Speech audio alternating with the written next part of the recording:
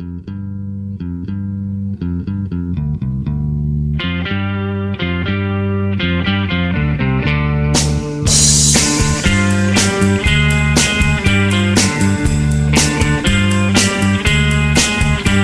a hard world to get a break in, and the good things have been taken.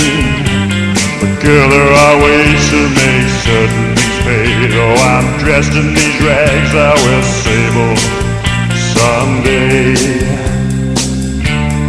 Hear what I say, I'm gonna ride the serpent. No more time spent sweating rent. Hear my command, I'm breaking loose.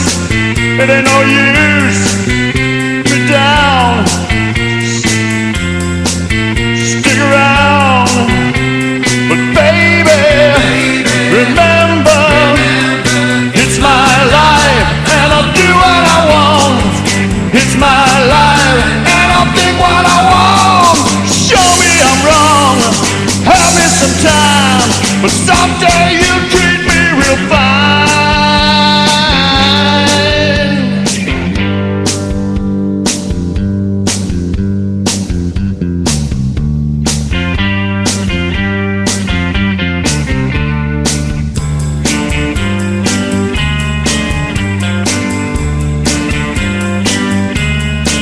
Now there'll be women and a fortune who just want to mother orphans. Are you gonna cry when I'm squeezing them dry? Taking all I can get, no regrets. When I openly lie, I love the money. Ladies and gentlemen, boys and girls, citizens of planet Earth and beyond, stretching far into the galaxies, as far as the eye and the imagination can take us. Welcome to the Pork and Bean Show, starring Pork Cunningham and Frank Oliver Beans. We're going to introduce you to new thoughts, put questions in your head, and perhaps have you consider things you've never thought about before. Where the paranormal becomes the normal. Where unreal becomes real. And where love is everything.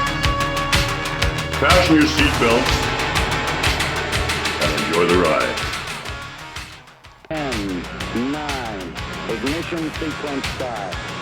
6, 5, 4, 3, 2, 1, 0.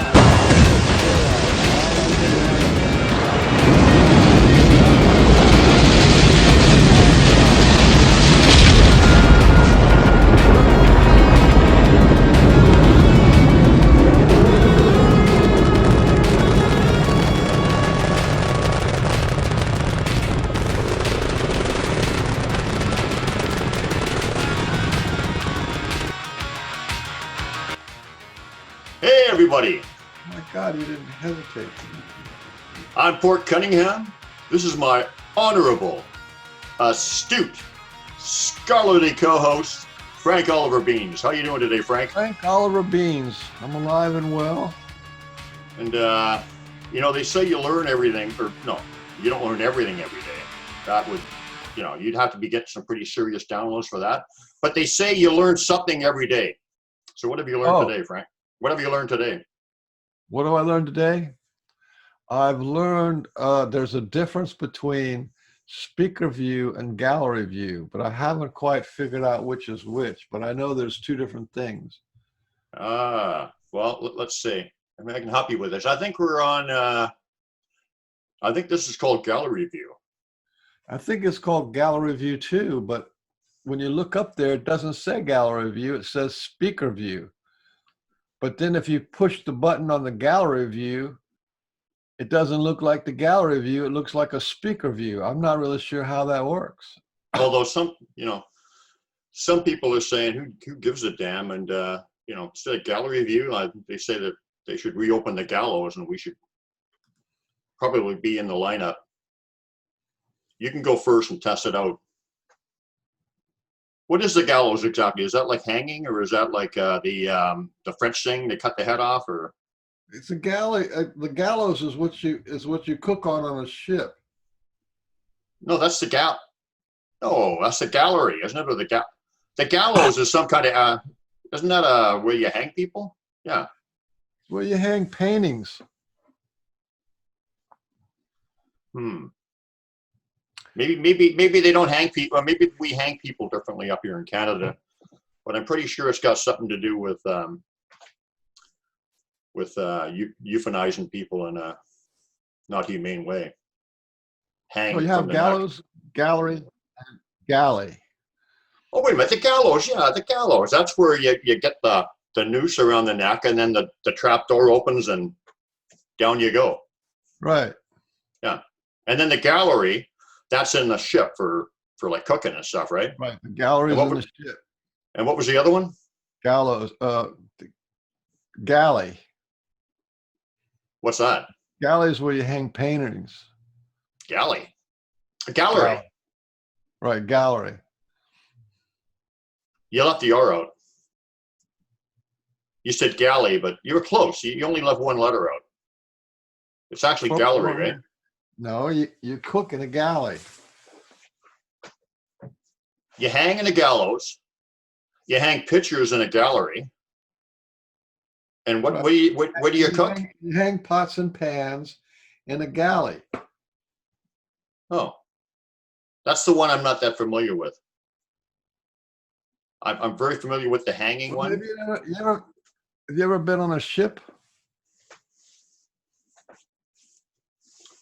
A boat, sail, something like that? Anything? I've been in like a rubberized like inflatable raft, that you blow up. I've also been in those ones with the big animal heads or whatever that you sit in the pools. Is that a ship? Would you consider that to be a vessel of seafaring vessel? It's a vessel, but I'm not sure. You have to have it has to have a big enough unfloatable, floating vessel that you could make a kitchen in it.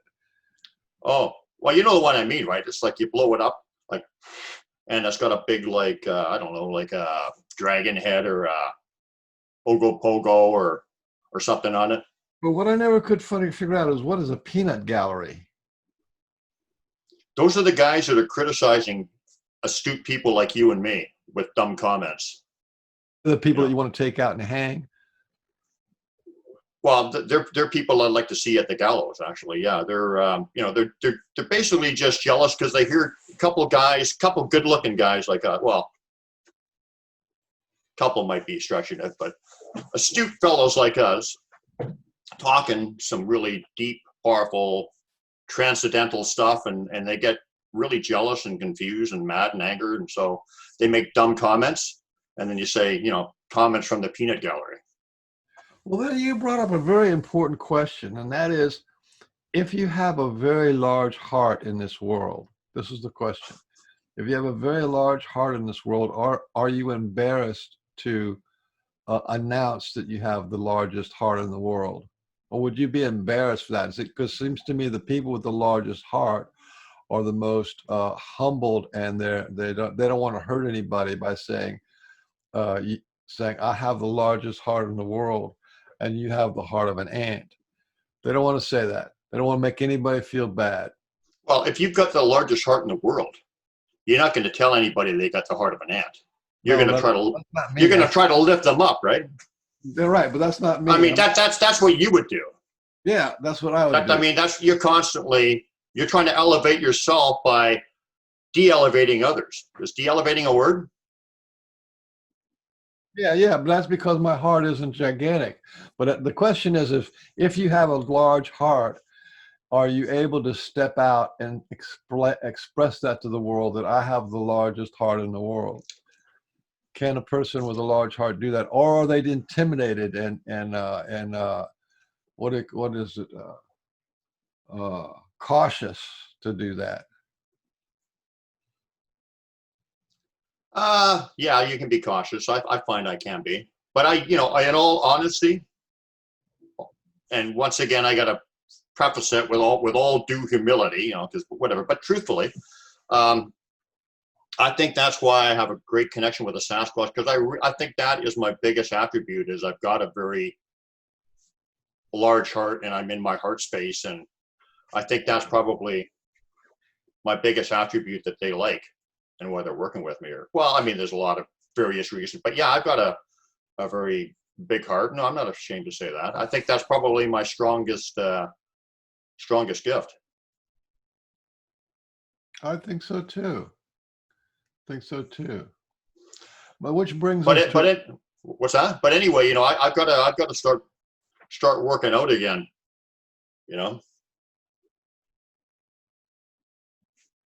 For what, to try to build up your breast muscles? No, I'm getting tired of carrying you on this show. You're getting pretty heavy. Heavy? Oh. Yeah. I mean, that song, "You Ain't Heavy, You're My Brother"? Well, that brings me to the next phase, and that is this is the question.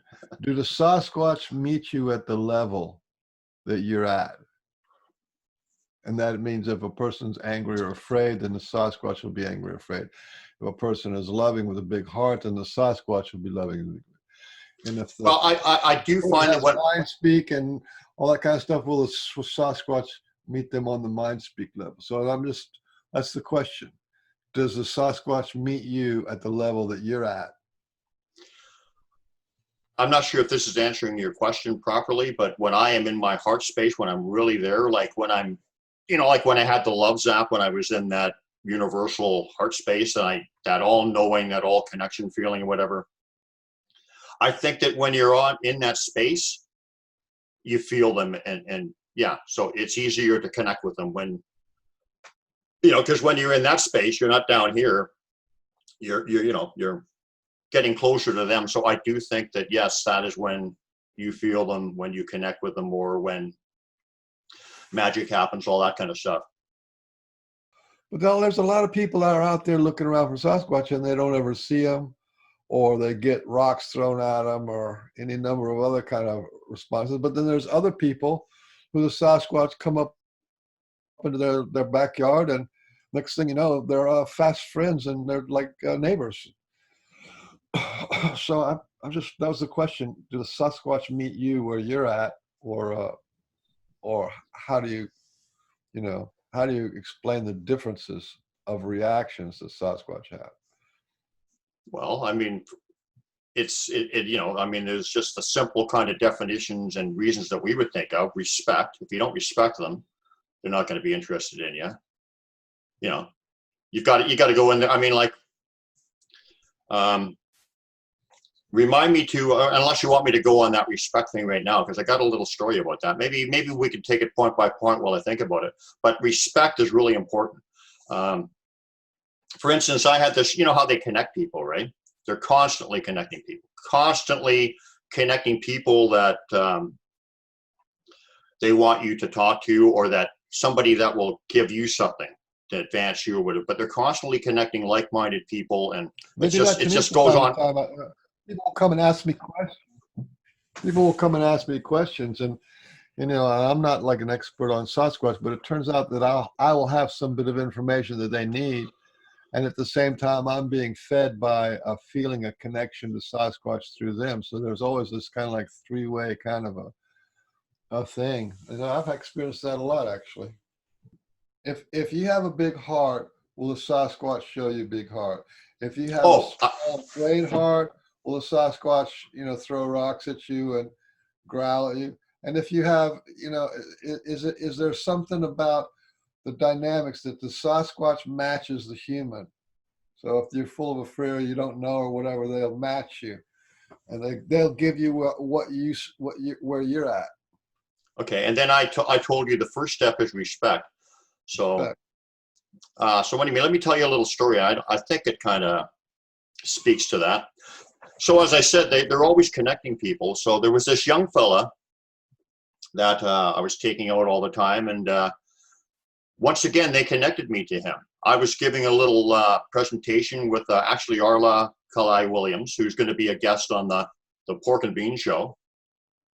And I mean, lucky her, eh? Oh boy, is she in trouble. We will run her through the mud like you have never seen. I'm just joking. You know that, Orla. We love you.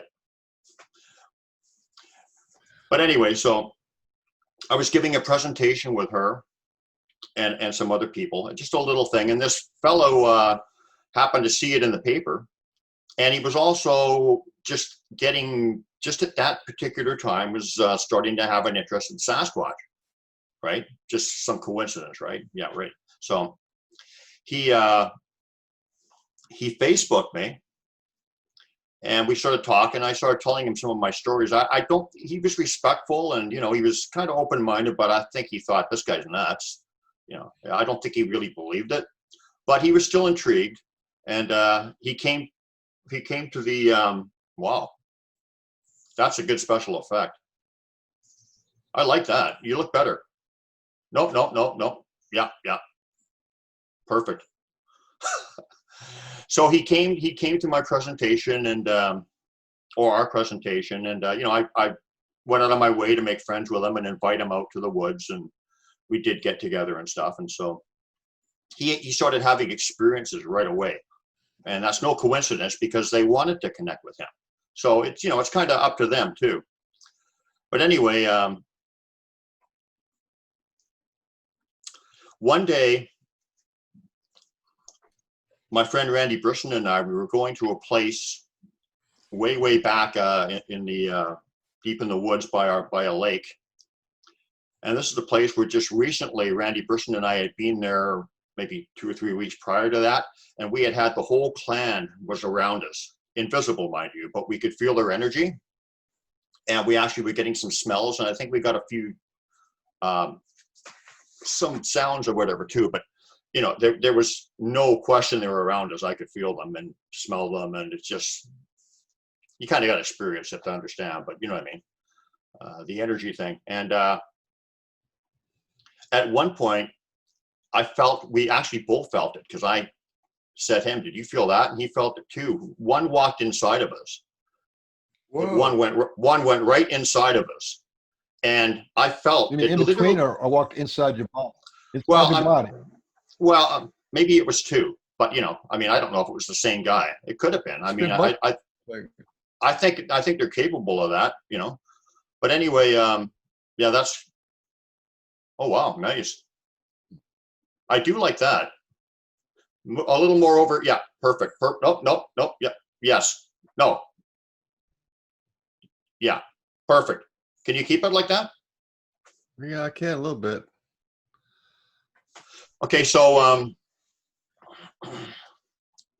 anyway, yeah, it felt like a light switch one. It was like, it literally felt like, it was weird, like somebody turned a light switch on, and I got the impression that he was just checking me out, like, you know, like that they will scan you with energy and hello there.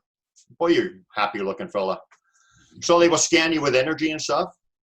But I think that this time they were really having like a real thorough look around. So anyway, that said, we took this young guy back there a few weeks later. And this is once again about respect and connection, what we're talking about.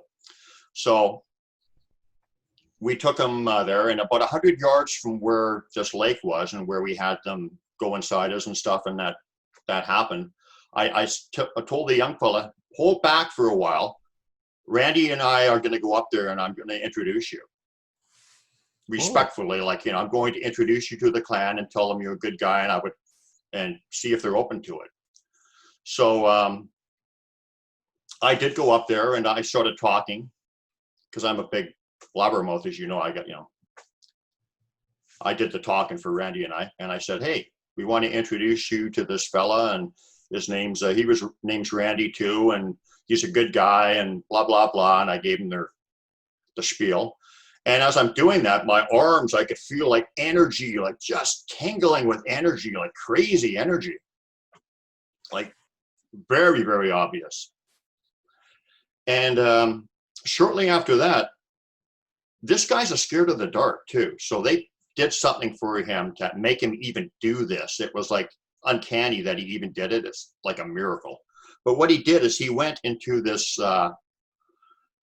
this place where we were introduced, except he went even further back to another place that I knew and whatever. And because I suggested to him, you got to go do a solo trip, because that's a good, they really respect that when you do that. That's a big, testamental and whatever, and it shows you're serious, and it's just a good kind of thing. It talks about trust. It's a big step, because fear, if you have fear, they're not going to approach you. So Yeah, if you have he's fear, out there. Yeah, so he's out there camping all by himself, like not a soul around, for miles and miles, and he hears the Sasquatch talking back and forth. Something like that, like going on for like a long time, a couple hours. And he's getting really like nervous, right? It's getting like, you say a couple of hours. yeah, that's what he Did you say said. a couple of hours. Holy moly. Yeah, he said it was going on for a long time. I believe it was a couple hours, no word of a lie. I don't think that's an exaggeration. But he was getting, see, he hasn't had the experience with him like I do, so he was a little scared. And they gave him the loving, calming energy, whatever. They sent him the love energy that calmed him right down, and he said it was so obvious that he relaxed. He felt at peace and love, and and like no fear, and so they gave him that to calm him down. And then he said shortly after that he heard like owls, 3 owls right around his tent, right outside his tent, and he heard 2 of them, and he said the third guy didn't sound like an owl.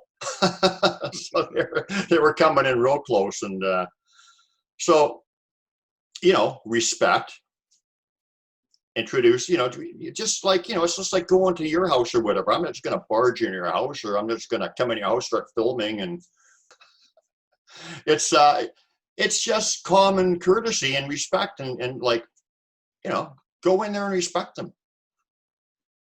Yeah, but that still doesn't answer the question, because it could. Well, be that was part of it. But what was? It could just be that your clan is just highly kind and open, and that maybe other clans aren't quite so open and kind, and they take longer to make it a relationship. I don't know,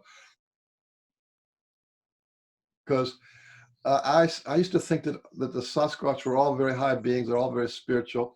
And then I started hearing all the different relationships that they have, from a one-time vision, and some of them follow people for their whole life. And some people have like the love zap kind of thing. And some people, they seem to respect, and, so there's all different kind of relationships that are going on out there. Well, because some people have relationships with them from many, many lifetimes. People, could have been Sasquatch at one time, and the heart. And if they see that they can teach you or whatever too, right? If you're open to what they're, I think teaching puts it on a whole nother level. If they know that they can reach you, and your heart is open enough that they can, and you're open to it, that's a big key too.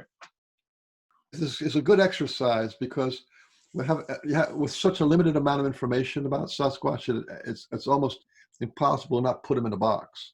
And I don't really want to go putting Sasquatch in the box, and so that's why I like to look outside. As well, some people having terrible time with Sasquatch, and some people, Sasquatch are their family and their neighbors, and they look out for them, and they won't let anybody come onto their property, and all this kind of stuff. So there's all this whole range of emotions, of connections, of amounts of respect and playfulness or seriousness or antagonism. Well, there's a couple things with my clan. First of all, they live in an area where they see people all the time. The other thing is that I've heard from quite a few different people, and I feel this too. They are one of the they're like the originals, or one of the original clans, like a very, one of the original guys. And well, what does that mean? Well, like mankind originated in Africa or whatever they say, or wherever they say that we originated. It's like this particular clan Yeah. or this area where I live is like one of the original guys came from. Is what it is, and that's not just me saying that. I've heard that from quite a few people. And I also heard somebody else tell me recently. Actually, it was Mind Speak that a friend of mine got from RE, and he was telling her, we're much more than you realize. We're much bigger, or much bigger than you realize, or much more than you realize. In other words, saying they're more powerful, or more spiritual, or more evolved than even we give them credit for, I guess.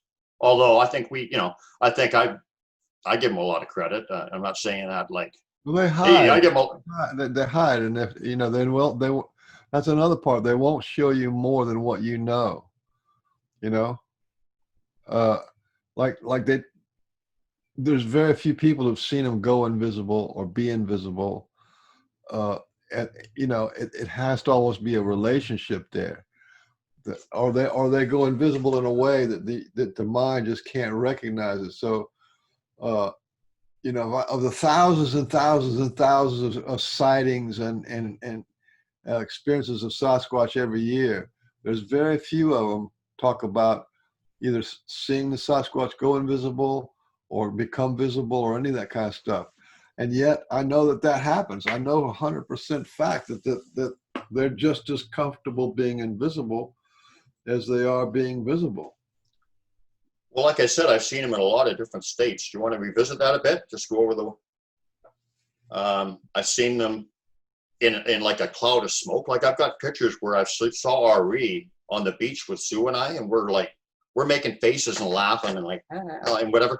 And there's a wisp of smoke beside us, and it's RE's face, like so obvious. He's like he's partying with us, right? He was like so I've seen them in like a cloud of smoke. I've seen them as little flashes of light. I want to try to get them all this time because I know I missed out some before. So cloud of smoke, flashes of light, orbs.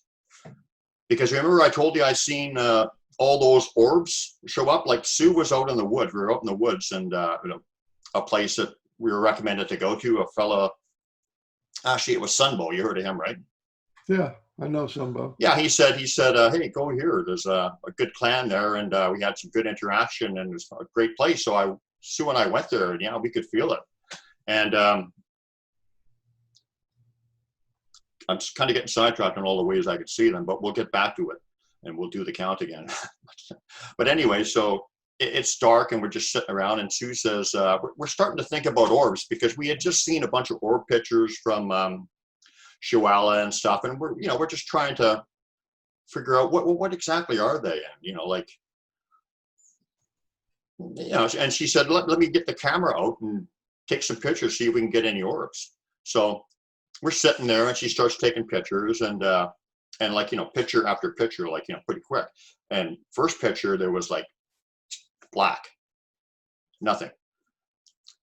Couple pictures after that, you see a few little lights or orbs or whatever you want to call coming in, and is it bugs or whatever? At that point you don't really know. And then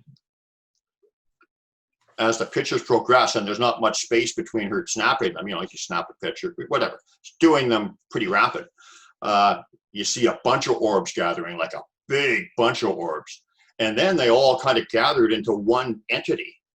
They formed into an entity that actually had like a face in it, it looked like, and it actually looked like it had, I don't know,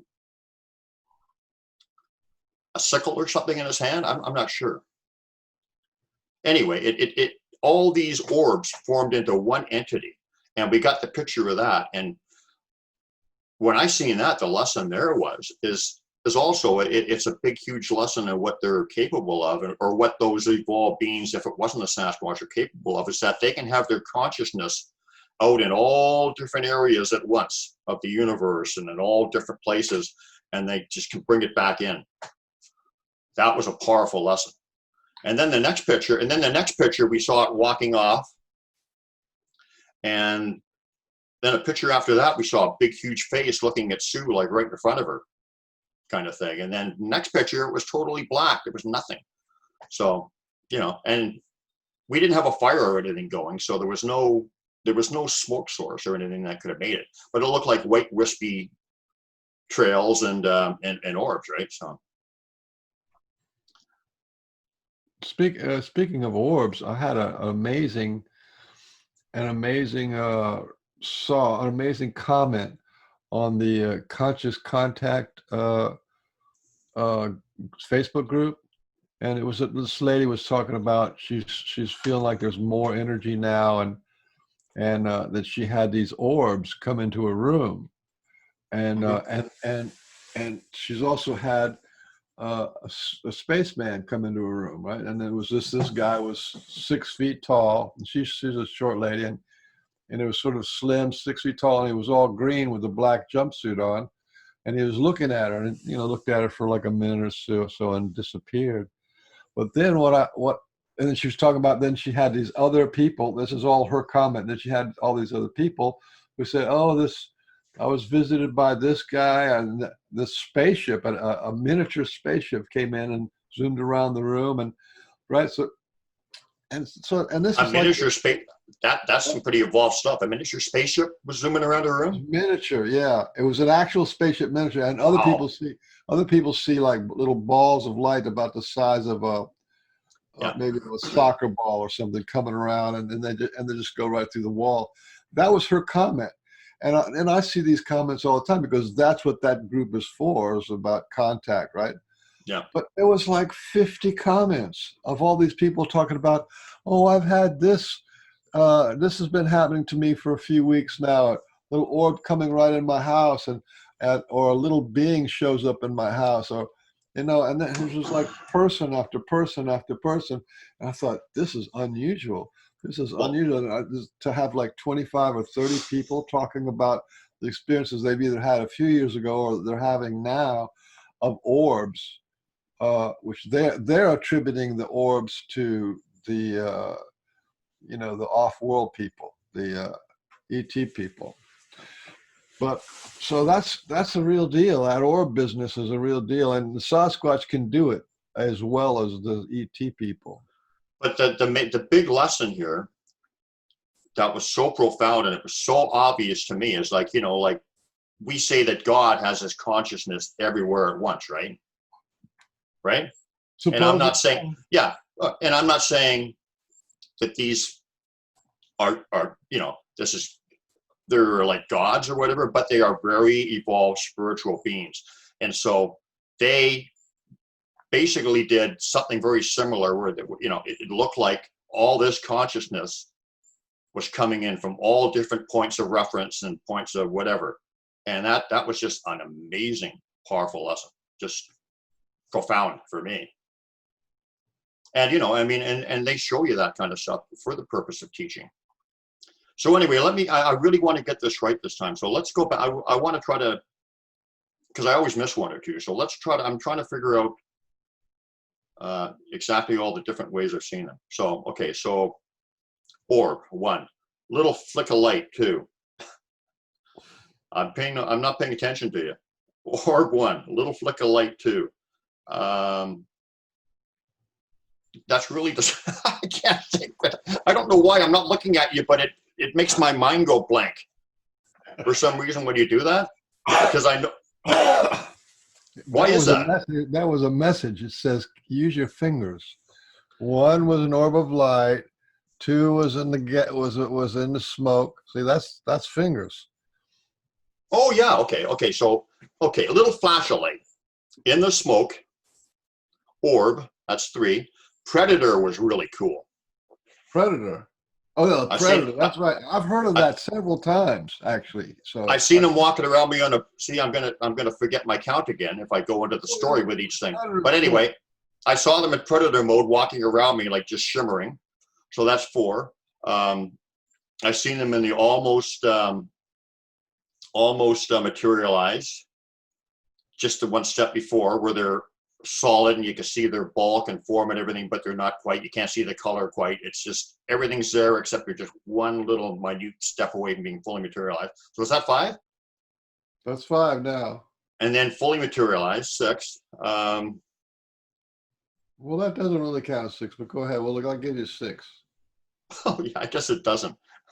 Because it's not invisible, it's visible. But then we should count. Maybe we And should put a list. well, I guess invisible doesn't count either, does it? Well, you Except know for the what? fact. I think a complete invisible can count because there's so many experiences of people being nudged or touched by a completely, absolutely invisible Sasquatch, or they'll move something around, or like you said, this one Sasquatch walked inside of you or into your being. So I think that absolute, complete invisibility, and people have heard Sasquatch walk up behind them, invisible. So there's too many. You have to keep that on the list. So that would be 6, I think, or 7, whichever it was. Yeah, there's absolutely no doubt that they can be visible because I've seen one materialize right out of thin air, like right in front of me on the path, like there was nothing, and then whoa, there he is.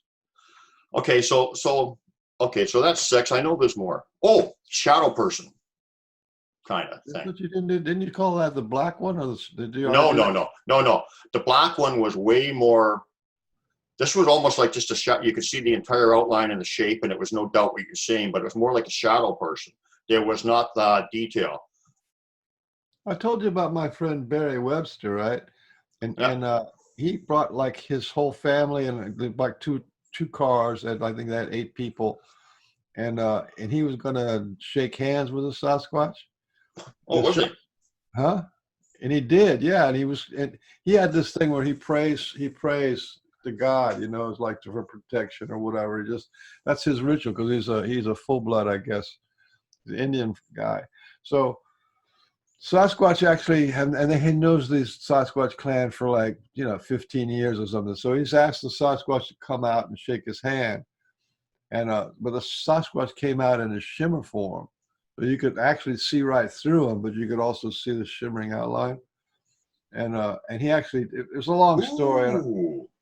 Yeah, and he actually shook hands with this guy, with the Sasquatch. The Sasquatch was a little gruff, and you know how he puts off that kind of like, stop playing around, let's do what you want to do, kind of energy.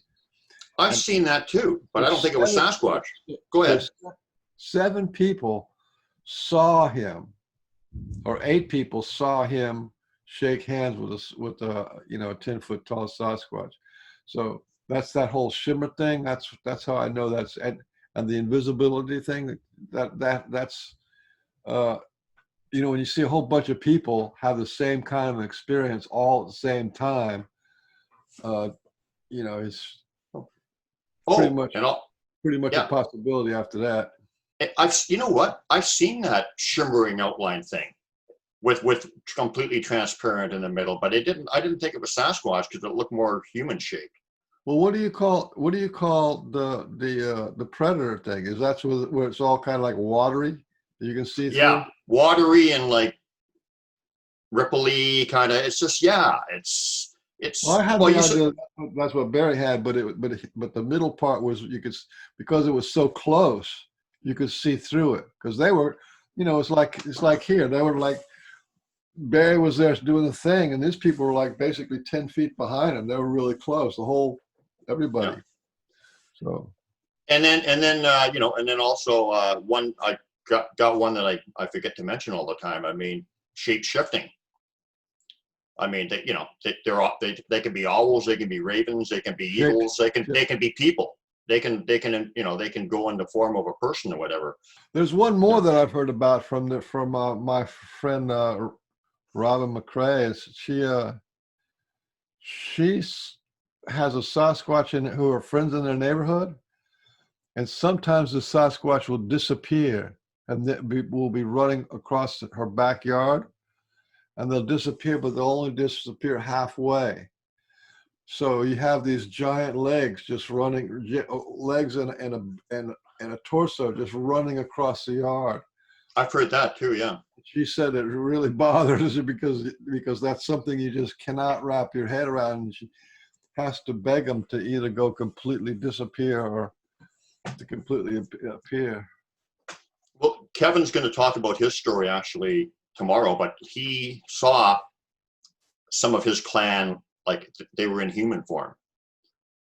And I don't want to really spoil it, but I'll just basically say like quickly, the reason he knew is, well, he can give you the details, but the behavior was extremely suspicious. But not only that, the female that he was connected with has a particular floral fragrance, like Rajase does up my way, a really nice perfumey floral fragrance. And the lady he met on the trail, it wasn't only her actions and the way she was acting, she had the exact same fragrance. Mm-hmm. You know, unmistakable. That fragrance is not a material thing. That's a spiritual thing, like a love zap. Yeah. So I guess I'll call Kevin and tell him he doesn't have to come on the show now. That's all he really wanted to say. I'm just joking. He's got lots to say. He's a good guy, nice guy, and he's got a lot more. Anybody who has that much of a contact with Sasquatch, they're worth listening to. That's for sure. Yeah, well, except that you know, you'll be talking over them the whole time, so there won't be much to listen to. But It's my job, and it's your job to like pull in the reins. I've actually figured you out though, and I've got some fail safes now. I went to the hardware store and I got a crowbar. You know, see if I can pry myself into a conversation somewhere along the line, or it's either that or I've got to have perfect timing. I've got to kind of I got to come in on I got to come in on the time when you're taking a breath, or I just got to start talking over you or something. I don't know exactly how it's going to work, but you've actually been okay today. You must not be feeling well. I'm trying to be kind because I just realized that I'm talking to the person who has the world's greatest heart, and I'm treating you like a regular person who is thick-skinned and calloused. What does that feel like to you to know you're talking to the person with the world's biggest heart? Is it an honor or is it intimidating? It's a little intimidating. It's sort of like saying it's like talking to somebody who's had burns over 95% of the body. You have to be real careful not how you touch him because it's going to hurt. And this also shines a bright light on you. Like, why am I not kind, or why am I why don't I measure up? No, I'm not evolved enough to think about that. Well, I was trying to give you the benefit of the doubt. I mean, I knew that, but anyway, so tell me something, Frank. Tell me something. So is it my turn to talk? Yeah, you can talk for a little bit. I think. Yeah, that was interesting. Thanks. What's that song? You know, you got to know when to hold them. You got to know when to hold them, know when to fold them, know when to walk away, know when to run. Yeah. You got to count your blessings. That's the time. I think it's time to fold them.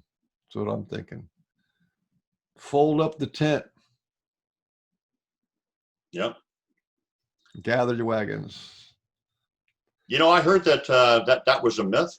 I heard that the First Nations never actually circled the wagons. That's just a John Wayne kind of theory, or a John Wayne invention, Hollywood invention. Yeah, because they had one camera. They had to keep spinning it around, all the action. Ah. And I mean, why would anybody with any brains, you know, when you got people, you know, like behind barrels and cover and whatever, and they all got guns, you're going to be riding around in circles. I mean, it's just going to be like just picking you off, like at the what's that thing at the arcade where you're the shooting gallery. Is Sasquatch bigger than we think? No. That's not the question. That was the theme of the whole thing. No, I know it is, but that's the theme, but that's not the question. You see, you're like you're used to talking over people, so you're not a good listener. What do you think? What do you think that? How would you, in our limited understanding, what do you think they mean by that? What is he saying? What is RE saying when he says we're much bigger than you think? I think it's that they're bigger than we think. We have a single identity. Like I think I'm me and you think you're you, but they have that too. But they also have like a collective where they are actually connected to every body, everything, all the other Sasquatch, so that there's this vast connection that they have that's very real to them, and it's only kind of an imaginary thing for us. This all one thing, and Yeah, because they actually sense so it and no feel matter it. what, Yeah. so no matter what box you put them in, they are beyond that box. You get another box, a bigger box, they are beyond that box. And that's kind of one of the main themes about Sasquatch is there's more to them. They're bigger. Well, yeah, I mean, it could be just as simply as like, like the universe is huge and we're all connected and they feel that connection. So maybe it's kind of like in that vein, right? We're bigger than you think. Like we're everything. We're like, like they because they can grasp that, they can understand it. I watched a couple of videos in the last few days about people who had near-death experiences. And I mean, it's all all this stuff is connected. So when they went to the other side, they didn't only have all knowing, they have all knowing of every thought and of everything. Everything was known to them, like of every single entity or energy force or whatever that was there. It's kind of hard to grasp how that wouldn't be overwhelming, but somehow that's what I've heard. So that's really speaks of the connection and all one, right? I think that's right, and you get that from watching a near-death experience. But the Sasquatch live there, so the near-death experience. They go there, they have their visit. Their mind goes, "Oh my God, I know everything in the universe. I know all the reasons. I know everything that can be known in the universe." That's an experience. Okay, then they come back and then they relive their life and they pick it up where they started or whatever. Life changes after near-death experience. But the Sasquatch are saying, when we connect with mind, speak to our rest of our community, we're in that place.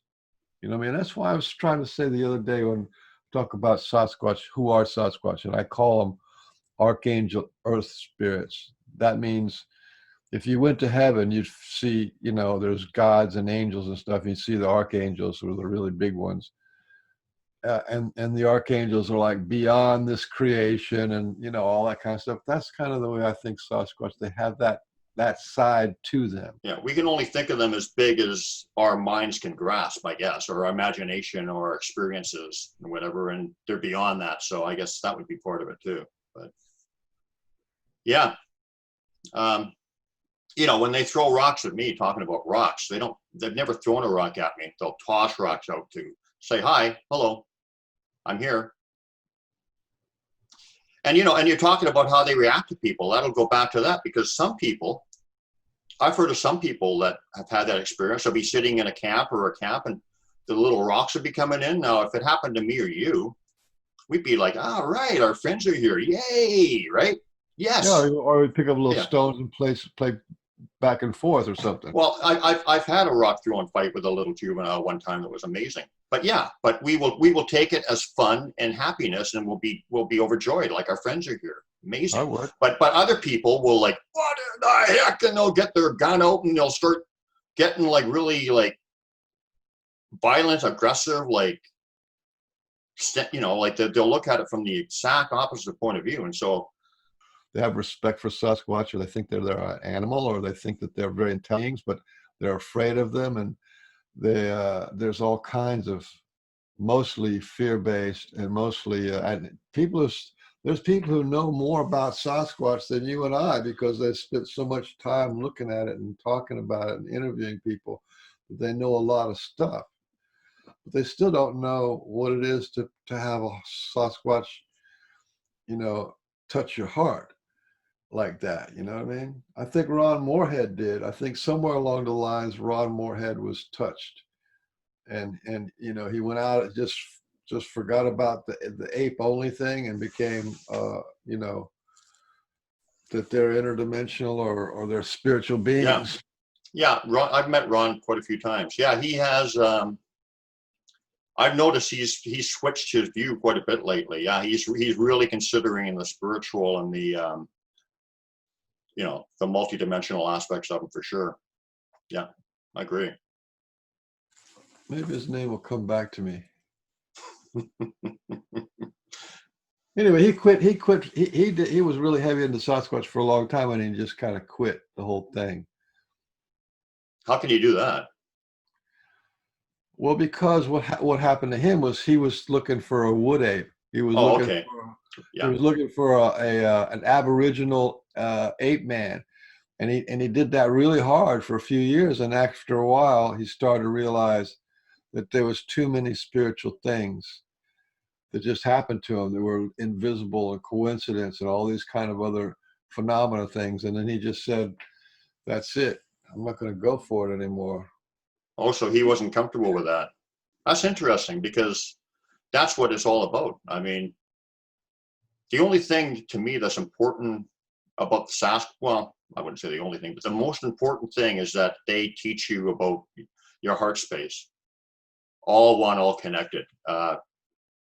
So that's the whole thing. You know, that's the gift when they can connect you to that knowing, and that's what it's all about for me. So my name is Port Cunningham, and it was a real honor, Frank Bean, to be talking to you guys today, and